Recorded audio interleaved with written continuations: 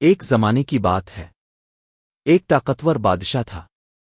ایک دن اس نے ایک اعلان کیا، ایسا اعلان جو دنیا نے پہلے کبھی نہ سنا تھا۔ بادشاہ نے کہا، جو شخص مجھے ایسی کہانی سنائے، اتنی دلچسپ اور اتنی لمبی کہ ختم ہی نہ ہو، اسے خزانے سے نوازا جائے گا۔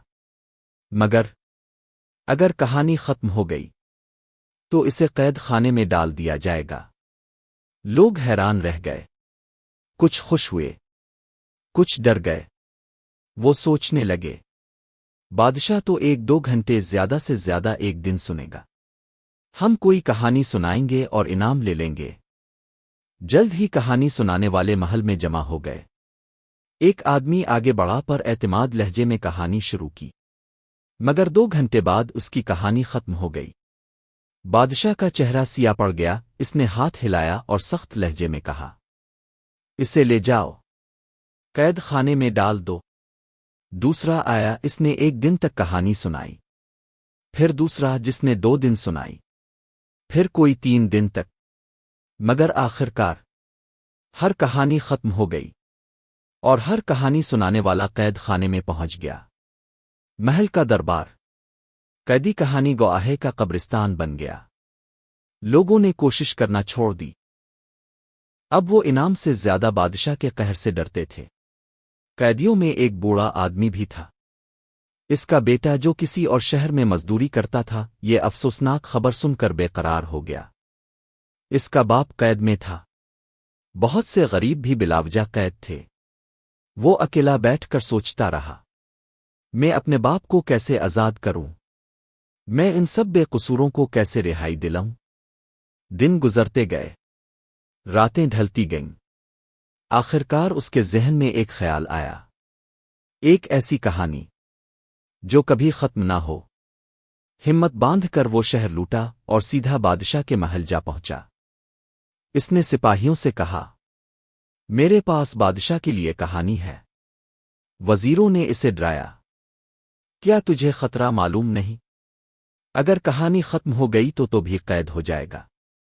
نوجوان نے سر جھکایا، میں یہ خطرہ قبول کرتا ہوں، مجھے بادشاہ کے پاس لے چلو۔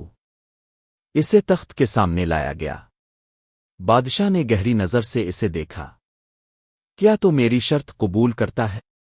نوجوان نے پر اعتماد لہجے میں کہا، جی ہاں حضور، میں شرط قبول کرتا ہوں۔ بادشاہ نے کہا، تو پھر اپنی کہانی شروع کر۔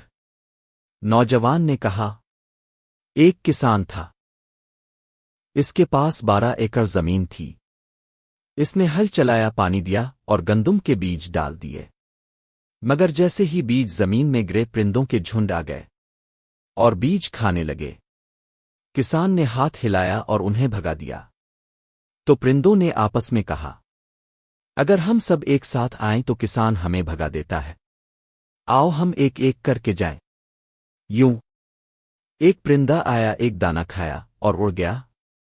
بادشاہ نے کہا، آگے سناؤ۔ نوجوان مسکرایا۔ پھر دوسرا پرندہ آیا، ایک دانہ کھایا اور اڑ گیا۔ پھر تیسرا آیا، پھر چوتھا، ایک ایک کر کے سب آتے گئے۔ بادشاہ کرسی پر کروٹ بدلنے لگا۔ ہاں ہاں، اور پھر کیا ہوا؟ نوجوان نے سر جھکایا، میرے بادشاہ۔ پھر ایک اور پرندہ آیا، اس نے ایک دانہ کھایا اور اڑ گیا۔ بادشاہ جھنجھلا گیا، تم بار بار وہی بات دہرا رہے ہو۔ نوجوان نے پرسکون لہجے میں جواب دیا، نہیں حضور، ہر بار نیا پرندہ آ رہا ہے، ہر بار نیا دانہ کھایا جا رہا ہے۔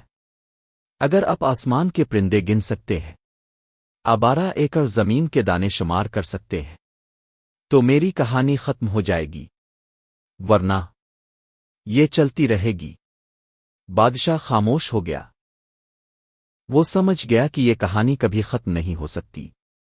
نہ پرندے ختم ہوں گے، نہ بیج گنے جا سکتے، نہ بیج گنے جا سکتے ہیں۔ نوجوان نے بادشاہ کو شکست دے دی تھی۔ آخرکار بادشاہ نے کہا، نوجوان تو عقل مند ہے، تو نے وہ کر دکھایا جو کوئی نہ کر سکا۔ مانگ، کیا چاہتا ہے؟ नौजवान ने अदब से कहा, सबसे पहले मेरे बाप को रहा करो और उन सब गरीब कैदियों को भी जो बिलावजा कैद हैं। बादशाह ने हुक्म दिया, सबको रहा कर दो। फिर कहा, तो इनाम का हकदार है, मांग क्या चाहता है? नौजवान ने कहा, अगर आप सचमुच इज्जत देना चाहते हैं तो मुझे इजाजत दें कि मैं आपके दरबार में खिदमत करूं।